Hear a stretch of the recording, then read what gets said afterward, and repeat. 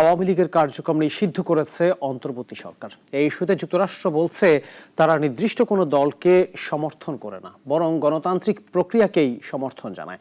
এর আগে গতকাল আওয়ামী লীগের কার্যক্রম নিষিদ্ধের ঘটনায় উদ্বেগ জানিয়েছিল ভারত। ট্রাইব্যুনালে বিচার শেষ না হওয়া পর্যন্ত বাংলাদেশ আওয়ামী লীগের কার্যক্রম নিষিদ্ধ করেছে সরকার। এই সিদ্ধান্ত আন্তর্জাতিক অঙ্গনেও সাড়া ফেলেছে। গতকাল মার্কিন পররাষ্ট্র দপ্তরের নিয়মিত ব্রিফিংয়ে উঠে আসে বাংলাদেশ প্রসঙ্গ। যুক্তরাষ্ট্র জানায় তারা বাংলাদেশের নির্দিষ্ট কোনো রাজনৈতিক দলকে সমর্থন করে না।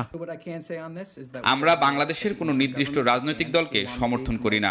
আমরা একটি মুক্ত ও গণতান্ত্রিক প্রক্রিয়া এবং সবার জন্য ন্যায়সঙ্গত ও স্বচ্ছ বিচার প্রক্রিয়াকে সমর্থন করি। একই ব্রিফিংয়ে প্রশ্ন ওঠে বাংলাদেশে উগ্র মতাদর্শ ও সন্ত্রাসবাদ উস্কে দেওয়ার অভিযোগ নিয়েও। বলা হয় একটি বৈঠকে সরকারের এক উপদেষ্টা এবং পাকিস্তানি সন্ত্রাসী সংগঠন লস্করি তৈয়বার প্রতিনিধির উপস্থিতির কথা। তবে এমন উস্কানিতে পাত্তা দেয়নি পররাষ্ট্র দপ্তর।